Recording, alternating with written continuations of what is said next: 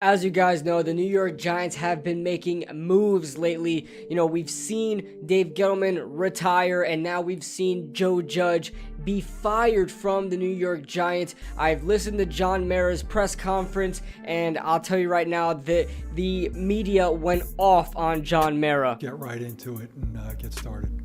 Why should Giants fans believe you will get it right this time? Well, I haven't given him any reason to believe that.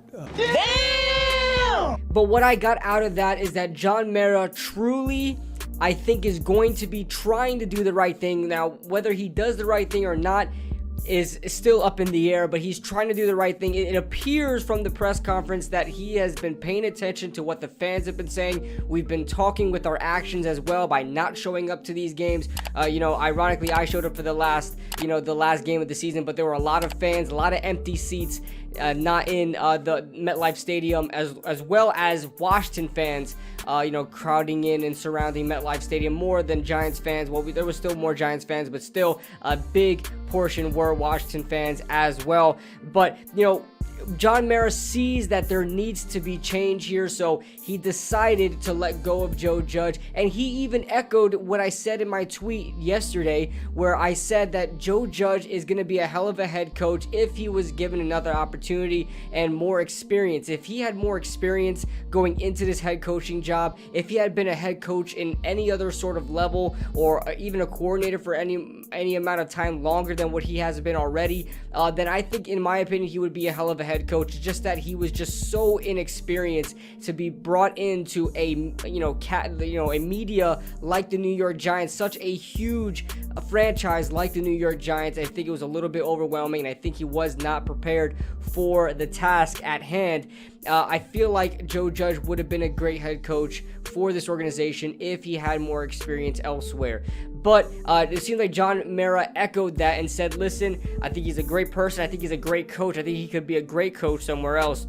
It's just that the state of the franchise right now, and this is, I'm paraphrasing here, but he kind of said exactly what I said, but the state of the franchise right now is that, we just don't have time for Joe Judge to grow to bloom at this point. So with that being said, there were 9 candidates for the GM jobs. I know I'm a little late with this. I know a lot of people have made videos about this already, but I'm here to rank all 9 candidates for you guys for the GM job for the New York Giants. And then soon, I imagine the head coaching candidates are not going to be made until a GM is made, so I have time to come up with a list of head coaching candidates. But for right now, let's talk about the GM candidates. So at first, number 9, we have Ran Carthon. Now, Carthon doesn't have too much experience in the scouting department. He was a former player, running back for the Indianapolis Colts. He's coming from, I believe, the 49ers front office right now. And, I have Rand so far down on the list as last is because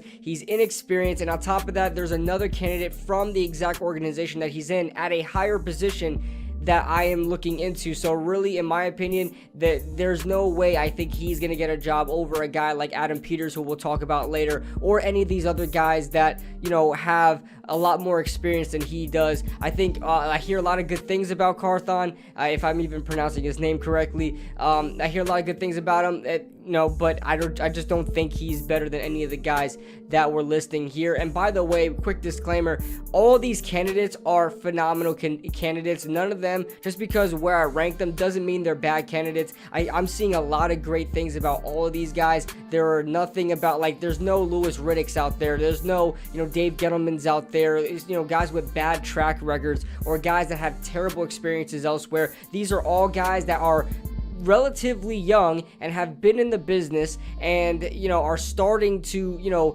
get, none of them have had GM jobs, even close to GM jobs. They have assistant GM jobs, we'll talk about them later, but none of them have experience at GM, which I find a little bit refreshing. You don't want anybody that really failed at a position to go back into the same position with another team. I like these young candidates, and hopefully they add something new to the table with the at the new evolution of the NFL. But Carthon I have coming in at number 9. Coming in at number 8, I have Ryan Cowden. Now, Ryan Cowden, this is 5th year with the Tennessee Titans and 21 seasons in total in the NFL scouting department. There is another candidate I like more than him in Tennessee already. So, like I said, we're double dipping as far as these candidates goes from the same team. So, guys that I don't think are very interesting, much more interesting than the other candidate from the same team, I'm kind of ranking a lot lower just because I don't see them getting the nod over a candidate that's in the same department they are with a higher position.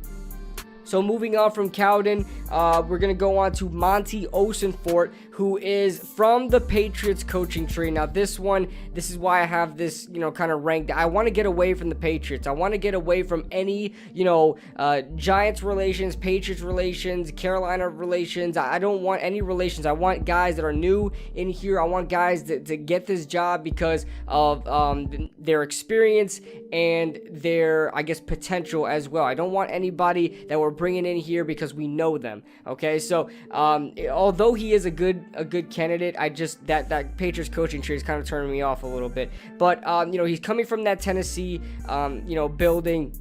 He's a director of player personnel, and when you look at the Tennessee Titans, I just love the way the Tennessee Titans are built. Although he does rank low in my ranking, he ranks 7th. That really tells you how good of candidates that the Giants have, because I really like the Tennessee organization. I really love their offensive line. I really love their attention to the running game. I do love their defensive mindset. Like they just play hard-nosed football. They play old school football in Tennessee, and they know how to build a roster the right way while still maintaining some sort of modernization to their team and how the NFL was played today. So that being said, let's move on to the Arizona duo, and the first one coming in, ranking in number 6, we have Quentin Harris, who is a former safety for the Arizona Cardinals. Fun fact, both candidates from Arizona are former safeties for the Arizona Cardinals. Both of these guys have played for the Cardinals, and they went into the scouting department for the Cardinals. Quentin Harris, to me, is the lesser of the two. Like I said, doesn't take anything away from the candidates themselves, but he is the vice president of player personnel, and then Adrian Wilson is the vice president of pro personnel. I'm really not sure what the difference is, but to me, I'm just gonna go right on to Adrian Wilson, because to me, Adrian Wilson is just more of a more of a interesting candidate to me. Okay, so Adrian Wilson is a name that is familiar with a lot of NFL fans.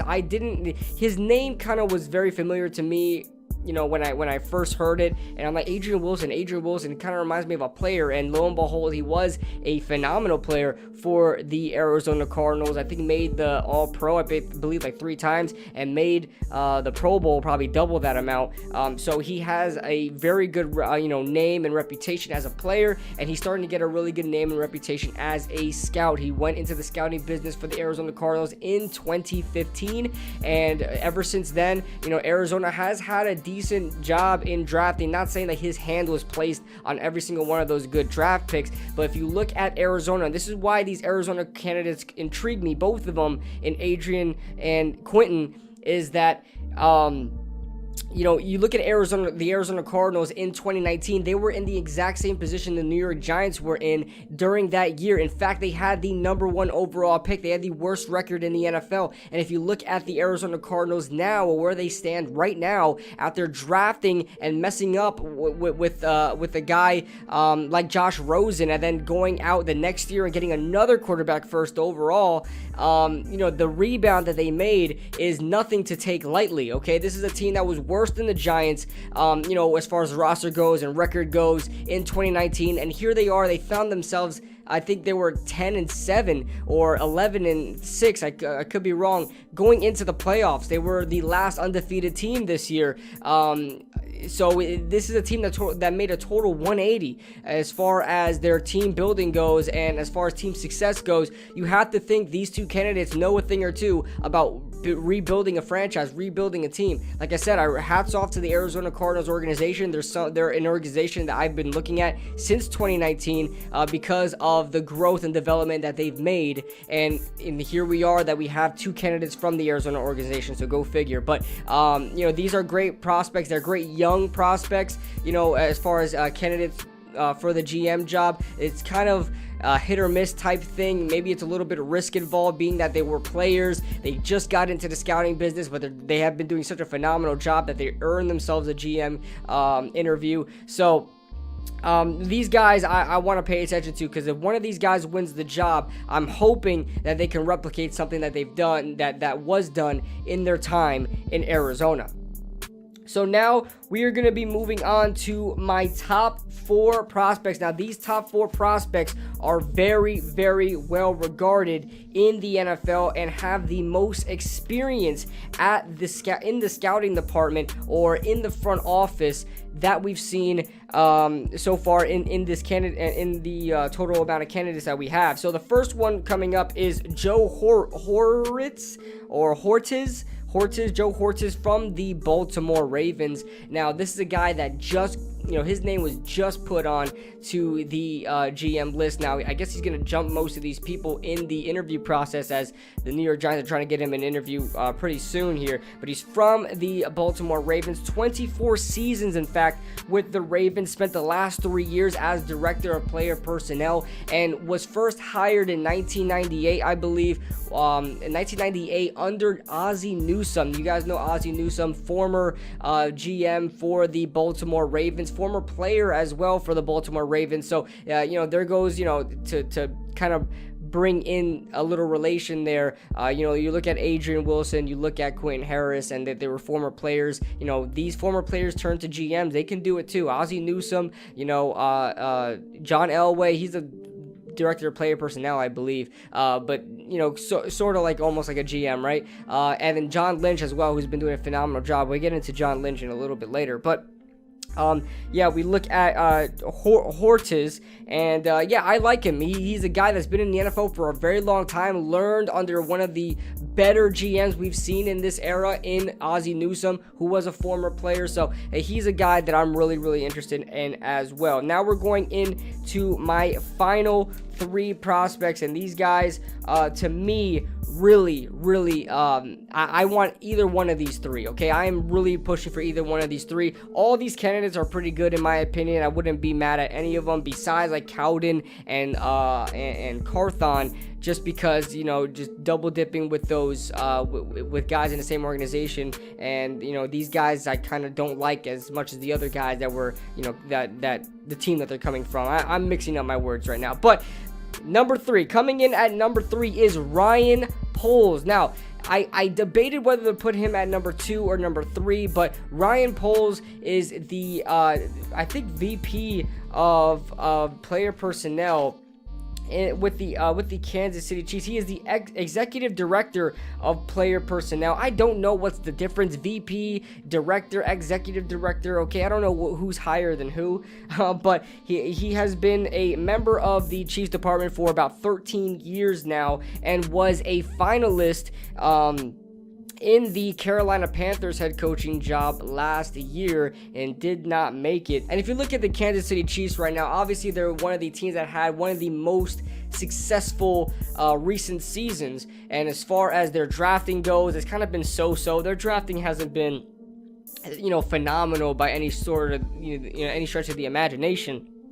But the Kansas City Chiefs know how to get things done with coaching. And, GM is a part of coaching, okay? The GM is going to be hiring the coaches. So, although I'm not a big fan of the way Kansas City really drafts, they find a way to get it done, right? They find a way to get things done and win games. So, I don't know too much about Ryan Poles and the way his philosophy is, obviously, but he's coming from a winning franchise, a winning organization like Kansas City, and it is something that's definitely intriguing. We then move on to our 2 final prospects, and that is Joe Schoen. Now, he was my number one until I really got into our last prospect, or our last candidate, but Joe Schoen from the Buffalo Bills.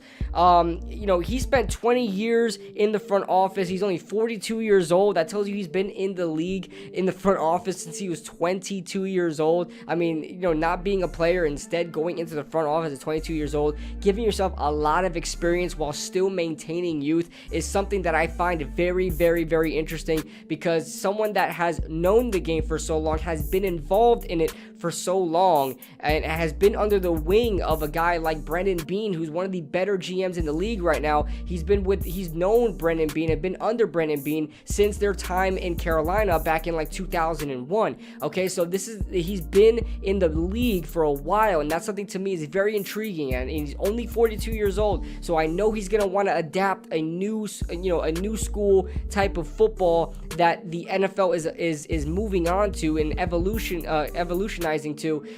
I would hope that he doesn't remain like Dave Gettleman and has a very old mindset of building a team. I would hope that he's very modernized, and while still maintaining old school knowledge, I think is something very, very intriguing about Joe Schoen.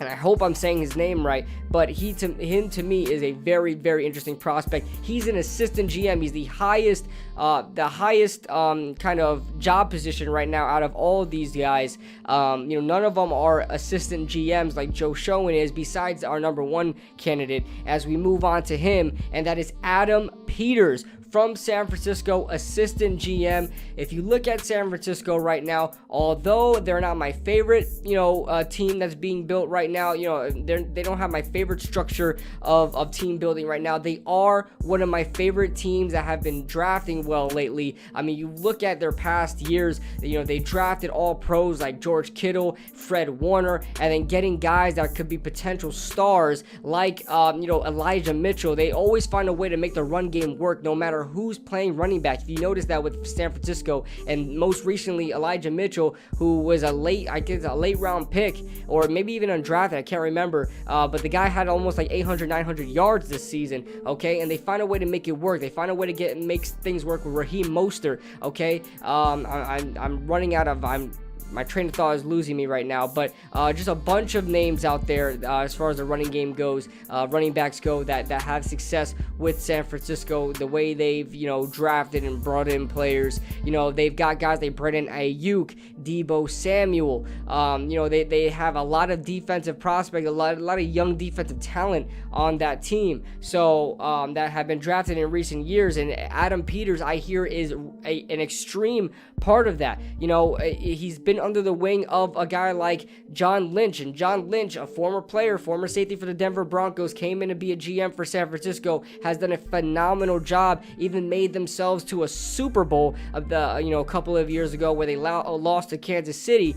But the way that this team has transformed themselves and maintain being somewhat successful, I think is very, very telling to Adam Peters' talent in identifying talent. And I just love this guy. I like everything about him, everything I'm seeing about him. I love it. So Adam Peters, to me, from San Francisco, assistant GM from San Francisco, is my number one candidate for the New York Giants. I really like this guy. I hope we get him. But like I said, those three guys that I mentioned in Peters, Schoen, and Poles, all three guys are guys that I'm targeting heavily coming this offseason for the GM job for the New York Giants. But that is all I have, guys. I know I went on for about 20 minutes now. I apologize, but that is everybody. Let me know your thoughts in the comment section below. Leave a like if you guys enjoyed. Subscribe if you guys are new, and I'll see you guys in the next video.